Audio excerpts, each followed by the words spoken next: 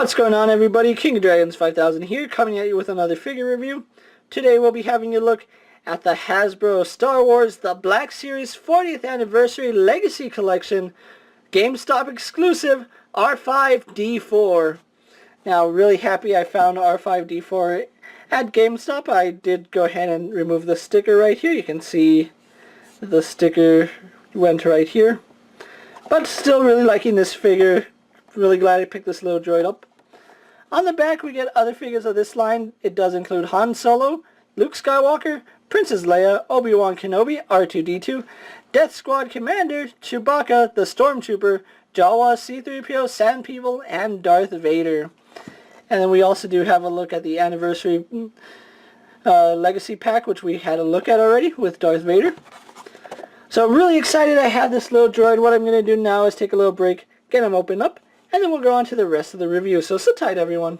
And here we have R5-D4 out of the packaging. And let's actually have a little 360 of the figure.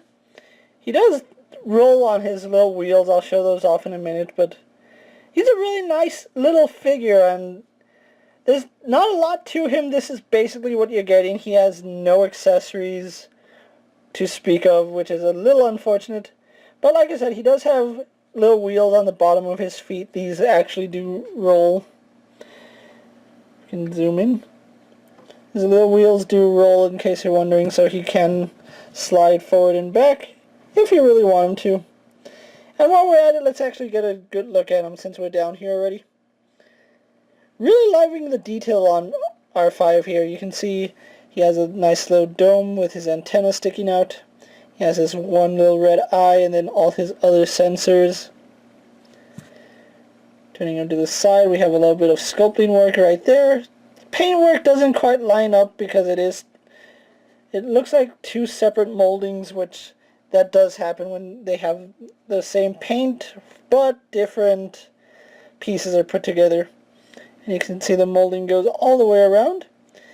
You can see he does have some paint right here, almost to simulate some dirt.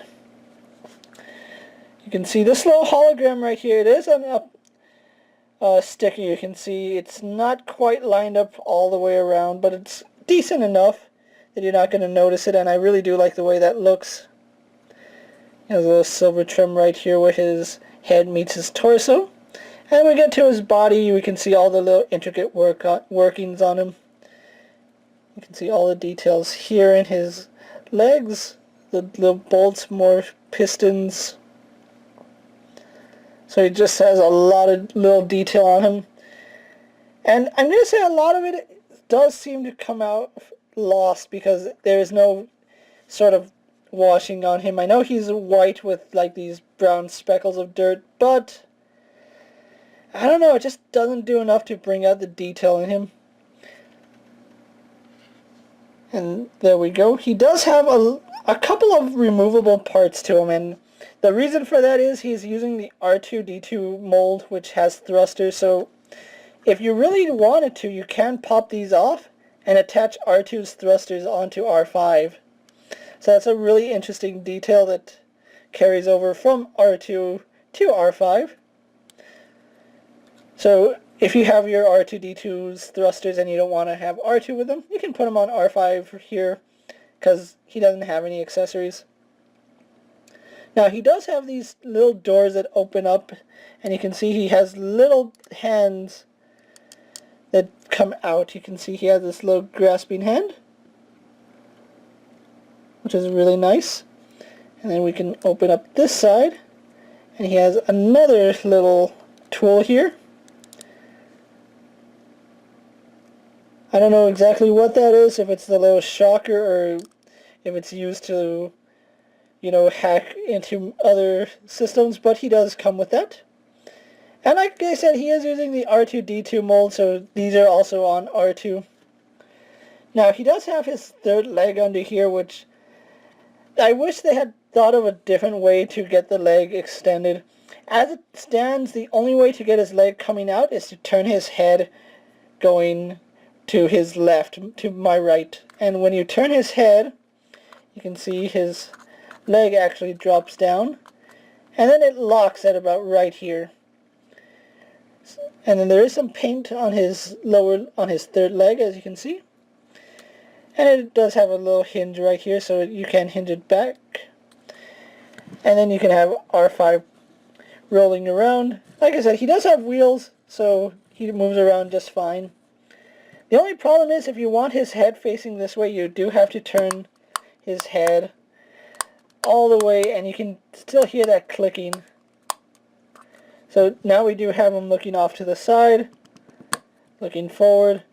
And the problem with that is that over time, I think moving that too much will reduce the amount of grip those ratchets have, and then his leg won't come down or go up. To put his leg up, you just rotate his head the other way. And then you can see his leg does retreat back into his body. And again, not the best way they could have done that. Maybe if they had made it a separate attachment piece, because I really don't like the fact that his head dictates that little leg, so it is a little unfortunate. As far as his articulation goes, he does have a little bit of articulation. His head does swivel, and then once his leg is fully extended, it starts ratcheting. And it's the same going the other way, moves just fine. When you get his leg back in, starts ratcheting again. So you really have to, if you want him looking to his left, you're going to have to turn his head all the way around. And if you want him, it's a little cumbersome, I know. These little doors do hinge open and the arms swivel out. Legs can do a full 360. He has a hinge in the ankle. And it's the same for both legs, and then we saw that his third leg does have a hinge. So there's really not a lot to say about R5. He's a nice little figure, so I guess I'll wrap up his review here. So when we come back, we'll have him pose for my final thoughts, and then we'll finish up his review. So sit tight, everyone. And so here we have R5 pose for my final thoughts. Overall, I think he's a really nice figure. I know I didn't show this off in his review, but as far as his scale goes, that's about how tall he is to Luke Skywalker. I know Luke isn't fully in frame, but this is R5's review, not Luke's, so that just gives you an idea, if you have Luke Skywalker, about how tall R5 is. Overall, I think he's a really nice figure, and I'm really glad I found him at GameStop. I actually saw on one of my Facebook groups that he was at one of the GameStops in my area, and I called them up, asked to have R5 put aside for me, and they did, went to go pick him up. I'm going to say this, that I don't think he is worth the exclusive figure. He's a nice little figure, but overall I really can't justify paying anything more than retail for this little guy. Honestly, if you can find him at retail, just pick him up, or find a friend that knows when they're going to pick him up, because asking $80 for this guy kind of seems like a rip-off, seeing as how he doesn't have any accessories. The only thing exclusive about him is the fact that he's only available at GameStop. I honestly like this little guy, and personally I want to see more astromech droids, but I want to see them utilize this a little better. This third leg needs to be a separate piece or something. But as it stands, R5 is a nice figure, and I do recommend him, especially if you're a Star Wars fan and a completist, which I'm lucky I even found one. If you're lucky enough to find one, definitely pick him up when you see him, because chances are you're not going to get a second chance at him. With that being said, guys, I'm KingofDragons 5000, and I'll see you guys later. Don't forget to check out all my other Star Wars videos, and if there's a figure you guys would like to see me review, go ahead and let me know down in the comments, and I'll do my best to review it. And until next time, I'll see you later. Take care, everyone.